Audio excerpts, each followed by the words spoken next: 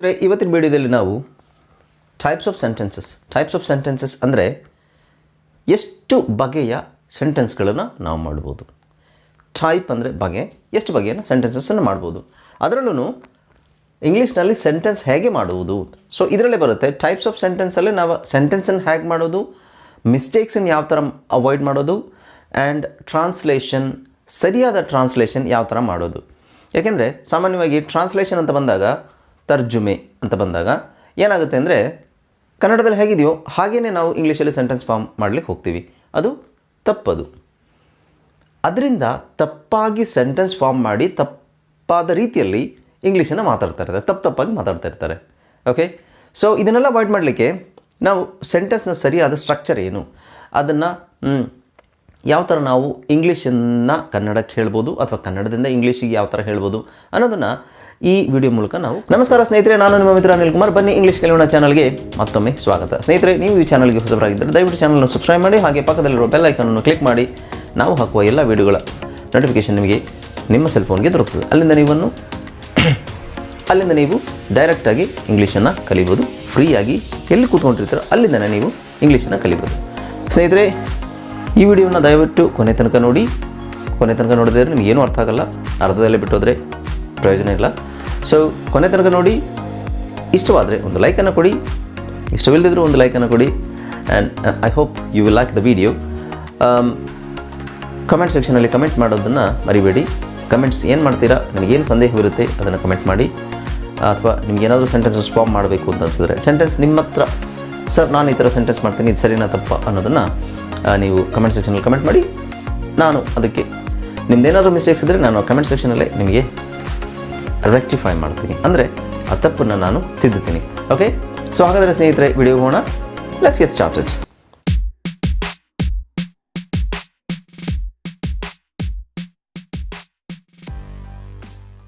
Hello friends, ಇದೊಂದು ವಿಶೇಷ ಸೂಚನೆ. ನಮ್ಮಲ್ಲಿ ಇದೀಗ ಆನ್ಲೈನ್ ಇಂಗ್ಲೀಷ್ ಕೋರ್ಸ್ನ ಹೊಸ ಬ್ಯಾಚ್ ಶುರುವಾಗಿದೆ. ನೀವು ಎಲ್ಲೂ ಹೊರಗಡೆ ಹೋಗಿ ಇಂಗ್ಲೀಷ್ ಕಲಿಯುವ ಅವಶ್ಯಕತೆ ಇಲ್ಲ. ಮನೆಯಲ್ಲಿ ಆರಾಮಾಗಿ ಕೂತ್ಕೊಂಡು ಯಾವುದೇ ಮುಜುಗರವಿಲ್ಲದೆ, ಏನೂ ಟೆನ್ಷನ್ ಇಲ್ಲದೆ ನೀವು ಆರಾಮಾಗಿ ಇಂಗ್ಲೀಷನ್ನು ಕಲಿಬೋದು. ಓದಲಿಕ್ಕೆ, ಬರೀಲಿಕ್ಕೆ ಮತ್ತು ಮಾತಾಡಲಿಕ್ಕೆ ಕಲಿಬೋದು. ನಿಮಗೆ ಇಂಗ್ಲೀಷಲ್ಲಿ ಏನೂ ಗೊತ್ತಿಲ್ಲ ಅಂತ ಇಟ್ಕೊಳ್ಳಿ, ABCD ಸಹ ನಿಮಗೆ ಓದಕ್ಕೆ ಬರಲ್ಲ. ABCD ಓದಲಿಕ್ಕೆ, ಬರೀಲಿಕ್ಕೆ ಮತ್ತು ಮಾತಾಡಲಿಕ್ಕೆ ನಾವು ನಿಮಗೆ ಕಲಿಯಲು ಸಹಾಯ ಮಾಡಿಕೊಡುತ್ತೇವೆ. ಓಕೆ, ಮಕ್ಕಳು, ದೊಡ್ಡವರು, ಕೆಲಸಕ್ಕೆ ಹೋಗೋರು, ಮನೇಲಿರೋರು ಯಾರು ಬೇಕಾದರೂ ನಮ್ಮ ಕೋರ್ಸನ್ನು ಜಾಯ್ನ್ ಆಗ್ಬೋದು. ಇದಕ್ಕೆ ವಯಸ್ಸಿನ ವಯೋಮಿತಿ ಇರುವುದಿಲ್ಲ.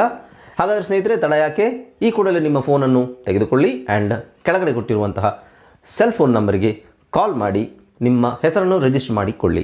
ಸ್ನೇಹಿತರೆ, ಪ್ರಮುಖವಾಗಿ ನಮಗೆ 4 ಬಗೆಯ ಸೆಂಟೆನ್ಸ್ ಇರುತ್ತೆ. 4 ಬಗೆ. ಅದು ಯಾವ ಭಾಷೆಯಲ್ಲಾದರೂ, ಕನ್ನಡದಲ್ಲಾದರೂ, ಇಂಗ್ಲೀಷಲ್ಲಾದರೂ, ಯಾವುದೇ ಲ್ಯಾಂಗ್ವೇಜಲ್ಲಾದರೂ 4 ಬಗೆಯ ಸೆಂಟೆನ್ಸಸ್ ಇರುತ್ತೆ. ಫಸ್ಟ್ನೇದು ಡಿಕ್ಲಾರೇಟಿವ್. ಡಿಕ್ಲಾರೇಟಿವ್ ಅಂದರೆ ನಾವು ಡಿಕ್ಲೇರ್ ಮಾಡೋದು. ಸೊ ಇದು ನನಗಿಷ್ಟ, ಅದು ನನಗಿಷ್ಟ, ಅದು ಸರಿಯಲ್ಲ, ಇದು ಸರಿಯಲ್ಲ. ಓಕೆ, ಒಂದು ಸ್ಟೇಟ್ಮೆಂಟ್, ಅದು ಡಿಕ್ಲೇರ್ ಮಾಡೋದು. ಎಕ್ಸಾಂಪಲ್ಸ್ ಹೇಳ್ತೀನಿ ಆಮೇಲೆ ನಾನು. ಇನ್ನೊಂದು ಎರಡನೇದು ಇಂಟ್ರಾಗೇಟಿವ್ ಅಂದರೆ ಪ್ರಶ್ನೆ ಮಾಡುವಂಥದ್ದು. ಡಿಕ್ಲಾರೇಟಿವ್ಗೆ ನಾವು ಫುಲ್ ಸ್ಟಾಪ್ ಹಾಕ್ತೀವಿ, ಪ್ರಶ್ನೆ ಮಾಡೋದು. ಇಂಟ್ರಾಗೇಟಿವ್ ಅಂದರೆ ಇಲ್ಲಿ ಡಬಲ್ ಆರ್ ಬರಬೇಕು.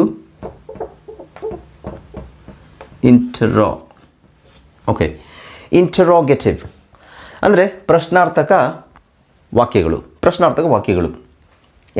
ಇಂಟ್ರೋಗೇಷನ್ ಅಂದರೆ ಪ್ರಶ್ನೆ ಮಾಡುವಂಥದ್ದು, ಇಂಟ್ರೋಗೇಟಿವ್ ಅಂದರೆ ಪ್ರಶ್ನಾರ್ಥಕ ವಾಕ್ಯಗಳು. ಇಂಪರೇಟಿವ್ ಅಂದರೆ ಆರ್ಡರ್ ಮಾಡುವಂಥದ್ದು. ಅದು ಮಾಡು, ಇದು ಮಾಡು, get up, read, right. So ಇದನ್ನು ಆರ್ಡರ್ ಮಾಡುವಂಥದ್ದು ಅಥವಾ ರಿಕ್ವೆಸ್ಟು ಇರುತ್ತೆ, ಅದರಲ್ಲಿ ಇಂಪರೇಟಿವ್ ಅಂತ ಇರುತ್ತೆ. ಅದನ್ನು ನಾವು ಇಂಪರೇಟಿವ್ ಅಂತ ನಾವು ಕನ್ಸಿಡರ್ ಮಾಡ್ತೀವಿ. ಇನ್ನೊಂದು ಎಕ್ಸ್ಕ್ಲಮೇಟ್ರಿ ಅಂದರೆ ಏನು ಅಂದರೆ ನಮಗೇನಾದರೂ ಆಶ್ಚರ್ಯ ಆದಾಗ, ಅಯ್ಯೋ ಅದಾಯ್ತಾ, ಅಯ್ಯೋ ಇದಾಯ್ತಾ, ಅಯ್ಯೋ ಹಾಗಾಯ್ತಾ, ಹೀಗಾಯ್ತಾ. So that is called exclamation. ಆಶ್ಚರ್ಯಚಕಿತರಾಗ್ಬೋದು, ಅಥವಾ ಎಕ್ಸೈಟ್ ಆಗ್ಬೋದು, ಅಥವಾ ಇನ್ಯಾವುದೋ ಒಂದು ಫೀಲಿಂಗ್ಸಿಗೆ, ಇನ್ಯಾವುದೋ ಒಂದು ಎಮೋಷನ್ಸ್ಗೆ, ಭಾವನೆಗಳಿಗೆ ನಾವು ಬದ್ಧರಾದಾಗ ಅದನ್ನು ನಾವು ಎಕ್ಸ್ಪ್ರೆಸ್ ಮಾಡ್ತೀವಲ್ಲ. So that is called exclamatory sentence. Okay, example ನೋಡಿದಾಗ ನಿಮಗೆ ಗೊತ್ತಾಗುತ್ತೆ. ಸೊ ನೋಡಿ, ಡಿಕ್ಲರೇಟಿವ್ ಸೆಂಟೆನ್ಸ್ ಅಂದರೆ ಡಿಕ್ಲೇರ್ ಮಾಡೋದು. ಈಗ ಉದಾಹರಣೆಗೆ I like cricket.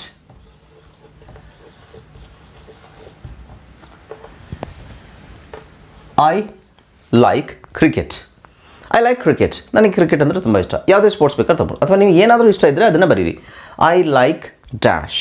Okay, so ಇದು ಒಂದು ಸ್ಟೇಟ್ಮೆಂಟ್, ಇದು ಒಂದು ಸ್ಟೇಟ್ಮೆಂಟ್. ಡಿಕ್ಲೇರ್ ಮಾಡಿಬಿಟ್ಟೆ ನಾನು ಡಿಕ್ಲೇರ್ ಮಾಡಿದೆ ನನಗೆ ಕ್ರಿಕೆಟ್ ಅನ್ನೋದು ಇಷ್ಟ, ಕ್ರಿಕೆಟ್ ಅನ್ನೋ ಸ್ಪೋರ್ಟ್ಸ್ ಇಷ್ಟ ಅಂತ ನಾನು ಡಿಕ್ಲೇರ್ ಮಾಡಿದ್ದು ಒಂದು ಸ್ಟೇಟ್ಮೆಂಟ್. ಓಕೆ, ಇದು ಸ್ಟೇಟ್ಮೆಂಟ್.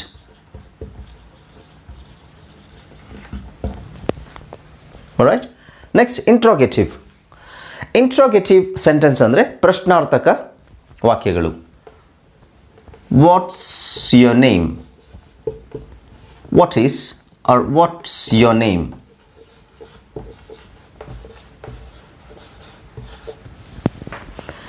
ವಾಟ್ಸ್ ಯುವರ್ ನೇಮ್, ಏನು ನಿನ್ನ ಹೆಸರು. ಸೊ ಇದು ಪ್ರಶ್ನೆ, ಪ್ರಶ್ನಾರ್ಥಕ. ಇಂಪರೇಟಿವ್. ಇಂಪರೇಟಿವ್ ಅಂದರೆ ಏನಾದರೂ ಆರ್ಡರ್ ಮಾಡೋದು. Or stop doing that.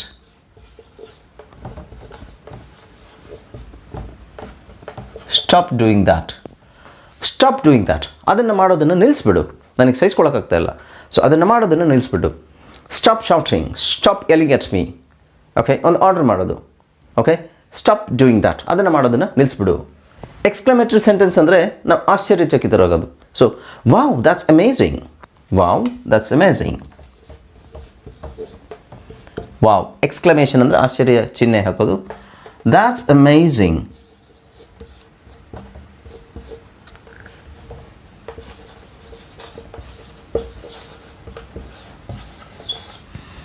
Okay, wow that's amazing. So ಇಲ್ಲಿ ನೋಡಿ 4 ಥರದ ಸೆಂಟೆನ್ಸ್. ಯಾವುದು? ಡಿಕ್ಲರೇಟಿವ್ ಅಂದರೆ ಐ ಲೈಕ್ ಕ್ರಿಕೆಟ್. ಇದನ್ನು ಯಾವ ಥರ ಬೇಕಾದ್ರೆ ನೀವು ಹಾಕ್ಬೋದು. ಇಷ್ಟ ಇರೋದು ಅಥವಾ ಇಷ್ಟ ಇಲ್ಲದೆ ಇರೋದನ್ನು ಹೇಳಿದ್ರು ಸಹ ಐ ಡೋಂಟ್ ಲೈಕ್ ಕ್ರಿಕೆಟ್ ಅಂತ ಹೇಳ್ಬೋದು. ಕೆಲವರಿಗೆ ಕ್ರಿಕೆಟ್ ಅಂದರೆ ಇಷ್ಟ ಇಲ್ಲ, so I like cricket or I don't like cricket, ಎರಡು ಇದೇ ಸೆಂಟೆನ್ಸಿಗೆ ಸೇರುತ್ತೆ, ಡಿಕ್ಲರೇಟಿವ್. ಸೊ ನೀವು ಇದ್ರ ಬಗ್ಗೆ ತಲೆ ಕೆಡಿಸ್ಕೊಳ್ಳೋದು ಬೇಡ. ಏನು ಡಿಕ್ಲರೇಟಿವ್, ಇಂಟ್ರೋಗೇಟಿವ್, ಇಂಪರೇಟಿವ್ ಇದೇನು ಬಾಯಿಗೆ ಬರಲ್ಲ, ಬಾಯಿಗೆ ಈಸಿಯಾಗಿ ಸಿಗಲ್ಲ, ಸೊ ಇದೇನು ಗ್ರಾಮ್ಯಾಟಿಕಲ್ ಆಗಿದೆ, ಈ ಪದಗಳು ಬಹಳ ಕಷ್ಟ ಇದೆ. So you forget about this part, ಇದನ್ನು ಬಿಟ್ಬಿಡಿ. ನಾವು ಇದ್ರ ಬಗ್ಗೆ ಮಾತ್ರ ಫೋಕಸ್ ಮಾಡೋಣ. ಸೆಂಟೆನ್ಸ್ ಯಾವ್ಯಾವ ಥರ ಇದೆ ಅಂತ ನಾನು ಹೇಳಲಿಕ್ಕೋಸ್ಕರ ಇದನ್ನು ಇದು ಮಾಡಿದೆ. ಇದನ್ನೆಲ್ಲ ನೀವು ಬಹ್ಯಾಟ್ ಮಾಡ್ಬೇಕಂತ ಏನೂ ಇಲ್ಲ, ಜಸ್ಟ್ ನಾವು ಇದ್ರ ಎಕ್ಸಾಂಪಲ್ಸ್ ಮೇಲೆ ಫೋಕಸ್ ಮಾಡೋಣ. ನನ್ನ ವೀಡಿಯೋಸಲ್ಲಿ ನಾನು ಜಾಸ್ತಿ ಗ್ರಾಮರ್ನ ಫೋಕಸ್ ಮಾಡಲ್ಲ. Grammar in use which is called functional grammar. ಅಂದರೆ ಭಾಷೆಗೆ ಮಾತಾಡಲಿಕ್ಕೆ ನಮಗೆ ಯಾವ ಗ್ರಾಮರ್ ಬೇಕು ಅದು ನಮಗೆ ಸಾಕು. ಸೊ ಇದೆಲ್ಲ ಸುಮ್ಮನೆ ಜಸ್ಟ್ ಒಂದು ಹೆಸರಿಗಷ್ಟೇ, ಇದನ್ನು ನೀವು ಜಾಸ್ತಿ ತಲೆಗೆ ಹಾಕ್ಕೋಬೇಡಿ. ಇದನ್ನು ಯಾರೂ ಕೇಳಲ್ಲ, ಆದರೆ ನಿಮಗೆ ಗೊತ್ತಿರಲಿ ಅಂತಷ್ಟೇ. ಇದೇನು, ಈ ಥರ ಸೆಂಟೆನ್ಸ್ ಬಂದರೆ ಏನು, ಈ ಥರ ಸೆಂಟೆನ್ಸ್ ಬಂದ್ರೇನು, ಈ ಥರ ಸೆಂಟೆನ್ಸ್, ಇವೆಲ್ಲ ಸೆಂಟೆನ್ಸಿಗೆ ಒಂದು ಹೆಸರು ಇರಬೇಕಲ್ಲ, ಆ ಹೆಸರೇ ಇದು. ಇದನ್ನು ನೀವೇನು ಬೈಹಾಟ್ ಮಾಡ್ಕೊಳ್ಳೋ ಅಥವಾ ಬಾಯ್ಪಾಠ ಮಾಡೋ ಅವಶ್ಯಕತೆ ಇಲ್ಲ. ಇದನ್ನು ಫೋಕಸ್ ಮಾಡಿ ಅಷ್ಟೇ. ಓಕೆ, ನೋಡೋದಲ್ಲ ಸ್ನೇಹಿತರೆ, I like cricket, what's your name, stop doing that, wow that's amazing. ಇದು ಒಂದಕ್ಕೊಂದು ಸಂಬಂಧ ಇಲ್ಲ, ಸಪ್ರೇಟಾಗಿ ಸೆಂಟೆನ್ಸಸ್ ಅಂತ ಬರೆದೀನಿ. ಓಕೆ, ಸೊ ಇದರಲ್ಲಿ ನಾನು ಈ ವಿಡಿಯೋ ಮಾಡ್ತಿರೋ ಉದ್ದೇಶ ಏನು ಅಂತ ಹೇಳಿದ್ರೆ, ಸೆಂಟೆನ್ಸ್ ಬಗ್ಗೆ ಹೇಳಲಿಕ್ಕೆ ಹೌದು, ಆದರೆ ಇನ್ನೊಂದು ಉದ್ದೇಶ ಏನು ಅಂತ ಹೇಳಿದ್ರೆ, ಸೆಂಟೆನ್ಸನ್ನು ನಾವು ಟ್ರಾನ್ಸ್ಲೇಟ್ ಮಾಡ್ತೀವಿ, ತರ್ಜುಮೆ ಅಂತ ಹೇಳ್ತೀವಲ್ಲ. ಸೊ ಸೆಂಟೆನ್ಸನ್ನು ಟ್ರಾನ್ಸ್ಲೇಟ್ ಮಾಡಿದಾಗ ತಪ್ಪಾಗಿ ಟ್ರಾನ್ಸ್ಲೇಟ್ ಮಾಡ್ತೀವಿ. ಸಾಮಾನ್ಯವಾಗಿ ನಮಗೆ ಪದಗಳು ಗೊತ್ತಿರುತ್ತೆ ನೋಡಿ, ಕ್ರಿಕೆಟ್ ಅನ್ನೋದು ಗೊತ್ತು, ಲೈಕ್ ಅನ್ನೋದು ಗೊತ್ತು, ಐ ಅನ್ನೋದು ಗೊತ್ತು. ಅದನ್ನು ಐ ಕ್ರಿಕೆಟ್ ಲೈಕ್ ಅಥವಾ ಯಾವ ಥರ ಹೇಳಬೇಕು, ಕ್ರಿಕೆಟ್ ಐ ಲೈಕ್ ಅಂತ ಹಾಕಬೇಕಾ, ಪದಗಳು ಗೊತ್ತಿದೆ, ಆದರೆ ಪದಗಳನ್ನು ಸೆಂಟೆನ್ಸ್ ಮಾಡೋದು ಗೊತ್ತಿಲ್ಲ ತುಂಬ ಜನರಿಗೆ ಆಗುವಂತಹ ಗೊಂದಲ ಇದು, ಕನ್ಫ್ಯೂಷನ್. ಸೊ ಸೆಂಟೆನ್ಸನ್ನು ಫಾರ್ಮ್ ಮಾಡೋದು ಹೇಗೆ, ತಪ್ಪಾಗಿ ಫಾರ್ಮ್ ಮಾಡದೇ ಇರೋದು ಹೇಗೆ, ಸರಿಯಾಗಿ ಯಾವ ಥರ ಫಾರ್ಮ್ ಮಾಡೋದು ಅನ್ನೋದನ್ನು ಈ ವಿಡಿಯೋ ಮೂಲಕ ಹೇಳಬೇಕು ಅಂತ ನಾನು ಬಯಸಿದ್ದೆ. ಸೊ ಅದಕ್ಕೆ ಸೆಂಟೆನ್ಸ್ ಅನ್ನೋದನ್ನು ಫಸ್ಟಿನ ಇಂಟ್ರೊಡ್ಯೂಸ್ ಮಾಡಿದೆ. ಸೆಂಟೆನ್ಸ್ ಈ ಥರ ಇರುತ್ತೆ. ಓಕೆ, ಸೊ ಈಗ ನಾವು ಐ ಲೈಕ್ ಕ್ರಿಕೆಟ್ ಅಂತ ತಗೊಳ್ಳೋಣ. ಐ ಲೈಕ್ ಕ್ರಿಕೆಟ್ ಅಂದರೆ, ಲೈಕ್ ಅಂದರೆ ಇಷ್ಟ, ಲೈಕ್ ಅಂದರೆ ಇಷ್ಟ, ಐ ಅಂದರೆ ನಾನು. ಓಕೆ, ಕ್ರಿಕೆಟ್ ಅಂದರೆ ಕ್ರಿಕೆಟ್ ಅಂದರೆ ಕನ್ನಡದಲ್ಲಿ ಕ್ರಿಕೆಟ್. ಸೊ ಇಲ್ಲೇನಾಗುತ್ತೆ, ನಾನು ಇಷ್ಟ ಕ್ರಿಕೆಟ್. ಇಲ್ಲೇ ಮಿಸ್ಟೇಕ್ಸ್ ಆಗೋದು, ಬಹಳ ತಪ್ಪು ಆಗೋದು ಇದರಿಂದನೇ. ಐ ಅನ್ನೋದು ಗೊತ್ತು, ಇಷ್ಟ ಅನ್ನೋದು ಗೊತ್ತು, ಕ್ರಿಕೆಟ್ ಅನ್ನೋದು ಗೊತ್ತು, ಬಟ್ ಅದನ್ನು ಕನ್ನಡದಲ್ಲಿ ನಮಗೆ ಅದರ ಮೀನಿಂಗ್ ಗೊತ್ತಿದೆ, ಆದರೆ ಇಂಗ್ಲೀಷಲ್ಲಿ ಹಾಕ್ಕೋಬೇಕಾದ್ರೆ ಏನು ಮಾಡ್ತೀವಿ ಗೊತ್ತಾ, ಐ ಕ್ರಿಕೆಟ್, ನನಗೆ ಕ್ರಿಕೆಟ್ ಅಂದರೆ ಇಷ್ಟ. Okay, I cricket I cricket like.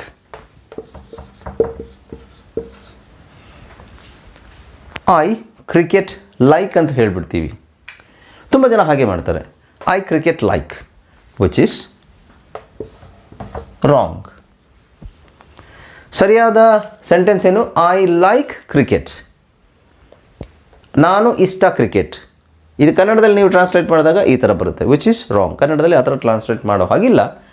ಕನ್ನಡದಲ್ಲಿ ಇರೋದನ್ನು ನನಗೆ ಕ್ರಿಕೆಟ್ ಅಂದರೆ ಇಷ್ಟ ಅನ್ನೋದನ್ನು ನೀವು ಇಂಗ್ಲೀಷಲ್ಲಿ ಅದೇ ಥರ ಟ್ರಾನ್ಸ್ಲೇಟ್ ಮಾಡಲಿಕ್ಕೆ ಹೋದರೆ ಮಿಸ್ಟೇಕ್ ಆಗುತ್ತೆ. ಐ ಕ್ರಿಕೆಟ್ ಲೈಕ್ ಅಂತ ಆಗುತ್ತೆ. I cricket like which is wrong. I like cricket. Okay, I like football, I like badminton, I like sports ಅಂತಲೇ ಇಲ್ಲ. ಐ ಲೈಕ್ ರೀಡಿಂಗ್, ನನಗೆ ಓದೋದಂದ್ರೆ ಇಷ್ಟ. ಐ ಲೈಕ್ ರೈಟಿಂಗ್, ನನಗೆ ಬರೆಯೋದಂದ್ರೆ ಇಷ್ಟ. ಐ ಲೈಕ್ ವಾಚಿಂಗ್ ಮೂವೀಸ್ ನೋಡೋದಂದ್ರೆ ಇಷ್ಟ. I like swimming, ಮತ್ತು ಸ್ಪೋರ್ಟ್ಸಿಗೆ ಬಂತಲ್ಲ. Okay, I like chocolates, I like ice cream. So ಇದನ್ನೆಲ್ಲ ಜಸ್ಟ್ ಐ ಲೈಕ್ ಅಂತ ತಗೊಂಡಾಗ ನಾನು ಇಷ್ಟ ಅಂತ ಆಗುತ್ತೆ. ಬಟ್ ನನಗೆ ಇದು ಇಷ್ಟ, ಅದು ಆ ಥರ ಸೆಂಟೆನ್ಸ್. ಇದರಲ್ಲಿ ಸಬ್ಜೆಕ್ಟು ವರ್ಬ್ ಆ್ಯಕ್ಷನ್ ಅಂತ ಆಬ್ಜೆಕ್ಟ್ ಎಲ್ಲ ಬರುತ್ತೆ. ಅದ್ರ ಬಗ್ಗೆ ಏನು ತಲೆ ಕೆಡಿಸ್ಬಿಡಿ. ಇದರಲ್ಲಿ ಸಬ್ಜೆಕ್ಟು ವರ್ಬ್ ಆಬ್ಜೆಕ್ಟ್ ಅಂತೆಲ್ಲ ಬರುತ್ತೆ. ಸೊ ಅದ್ರ ಬಗ್ಗೆ ಏನು ತಲೆ ಕೆಡಿಸ್ಕೋಬೇಡಿ, ಯಾಕೆಂದರೆ ಅದರ ಅವಶ್ಯಕತೆ ನಮಗಿಲ್ಲ. ಗ್ರಾಮರ್ನ ಭಾಳ ಫೋಕಸ್ ಮಾಡೋರು ಮಾತ್ರ ಅದನ್ನು ನೀವು ಕಲಿಬೋದು. ಸೊ ಸಬ್ಜೆಕ್ಟ್, ಇದರಲ್ಲಿ ಸಬ್ಜೆಕ್ಟ್ ಯಾವುದು? ನಾನು. ಕ್ರಿಕೆಟ್. ಓಕೆ, ಕ್ರಿಕೆಟ್ ಅನ್ನೋದು ಯಾವುದು? ಆಬ್ಜೆಕ್ಟ್. ಲೈಕ್ ಅನ್ನೋದು ಯಾವುದು? Verb. So subject verb object ಅವ್ರ ಸಬ್ಜೆಕ್ಟ್ ವರ್ಬ್ ಅಗ್ರಿಮೆಂಟ್ ಗ್ರಾಮರಲ್ಲಿ ತುಂಬ ಬರುತ್ತೆ. ಸೊ ನಮಗೆ ಅದೆಲ್ಲ ಬೇಡ. ನಮಗೆ ಬೇಕಾಗಿರೋದೇನು? ಐ ಲೈಕ್ ಕ್ರಿಕೆಟ್ ಅಂದರೆ ಏನು ಅಂತ ಗೊತ್ತಿರಬೇಕು, ಅಥವಾ ನನಗೆ ಕ್ರಿಕೆಟ್ ಅಂದರೆ ಇಷ್ಟ ಅಂತ ಹೇಳಲಿಕ್ಕೆ ನಮಗೆ ಇಂಗ್ಲೀಷ್ನಲ್ಲಿ ಗೊತ್ತಿರಬೇಕು. Which is what is this, right. ನಾವು ವಾಟ್ಸ್ ಯುವರ್ ನೇಮ್. ವಾಟ್ ಅಂದರೆ ನಿಮಗೆ ಗೊತ್ತು, ಏನು, ನಿನ್ನ ಹೆಸರು. ಏನು ನಿನ್ನ ಹೆಸರು ಒಂದು ಲೆಕ್ಕದಲ್ಲಿ ಸರಿ, ಆದರೆ ಸಾಮಾನ್ಯವಾಗಿ ನಾವು ಆ ಥರ ಕೇಳಲ್ಲ. ಏನು ನಿನ್ನ ಹೆಸರು ಅಂತಲೂ ಕೇಳ್ತೀವಿ. ನಿನ್ನ ಹೆಸರೇನಪ್ಪ, ನಿನ್ನ ಹೆಸರೇನು, ನಿಮ್ಮ ಹೆಸರೇನು ಅಂತ ಕೇಳ್ತೀವಿ. ಇದು ಓಕೆ. ಏನು ನಿನ್ನ ಹೆಸರು ಈ ಥರ ನೀವು ಟ್ರಾನ್ಸ್ಲೇಟ್ ಮಾಡಿದ್ರೆ ಓಕೆ. ಬಟ್ ಎಲ್ಲ ಕಡೆ ಇದು ಅಪ್ಲೈ ಆಗಲ್ಲ. ಇಲ್ಲಿ ಅಪ್ಲೈ ಆಗಿಲ್ಲ, ಇಲ್ಲಿ ಅಪ್ಲೈ ಆಗಲ್ಲ, ಇಲ್ಲೂ ಅಪ್ಲೈ ಆಗಲ್ಲ. ಇಲ್ಲಿ ಬಹುಶಃ ಅಪ್ಲೈ ಆಗ್ಬೋದು. ಓಕೆ, ಇದನ್ನು ನಾವು ಟ್ರಾನ್ಸ್ಲೇಟ್ ಮಾಡೋಣ. Stop doing that. ಅದನ್ನು ಮಾಡುವುದನ್ನು ನಿಲ್ಲಿಸು. ಅದನ್ನು ಇಲ್ಲಿದೆ ಅಲ್ವಾ? So stop doing that. ಅದನ್ನು ಮಾಡುವುದನ್ನು ನಿಲ್ಲಿಸು. ಅದನ್ನು ಮಾಡುವುದನ್ನು ನಿಲ್ಲಿಸು. Stop doing that. ಸೊ ಇಲ್ಲಿ ನೋಡಿ, ಅದನ್ನು ಇಲ್ಲಿದೆ, ಲಾಸ್ಟಲ್ಲಿದೆ. ಇಂಗ್ಲೀಷಲ್ಲಿ ದ್ಯಾಟ್ ಅಂತಿದೆ. ಸ್ಟಾಪ್ ಅನ್ನೋದು ಮಾಡುವುದನ್ನು ಅಲ್ಲ, ನಿಲ್ಲಿಸು ಅನ್ನೋದು ಸ್ಟಾಪ್. ಸ್ಟಾಪ್ ಸ್ಟಾರ್ಟಿಂಗಲ್ಲಿದೆ, ಅದು ಎಂಡಲ್ಲಿದೆ ಕನ್ನಡದಲ್ಲಿ. ಸೊ ಡೂಯಿಂಗ್ ಮಾಡುವುದನ್ನು, ನಿಲ್ಲಿಸು ಮಾಡುವುದನ್ನು ಅದನ್ನು ಅಂತ ಹೇಳ್ತೀವಾ? That is wrong. ಈಗ ಅದನ್ನೇ ಸ್ಟಾಪ್ ಡೂಯಿಂಗ್ ದ್ಯಾಟ್ ಅನ್ನೋ ಸ್ಟಾಪ್ ಅನ್ನೋದಕ್ಕೆ ನಿಲ್ಲಿಸು ಅಂತಿದೆ. ಸ್ಟಾಪ್ ಅನ್ನೋದಕ್ಕೆ ನಿಲ್ಲಿಸು ಅಂತ ನಮಗೆ ಗೊತ್ತು. ಡೂಯಿಂಗ್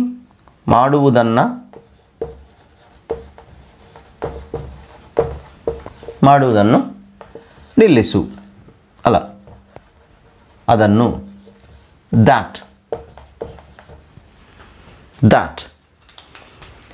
ಈ ದ್ಯಾಟನ್ನು ನಾವು ಇಲ್ಲಿ ಹಾಕ್ಕೊಂಡಿದ್ದೀವಿ, ಡೂಯಿಂಗನ್ನು ಮಾಡುವುದನ್ನು ಹಾಕ್ಕೊಂಡಿದ್ದೀವಿ, ಸ್ಟಾಪನ್ನು ನಿಲ್ಲಿಸು ಅಂತ ಹಾಕ್ಕೊಂಡಿದ್ದೀವಿ. ಸರಿನಾ ಇದು?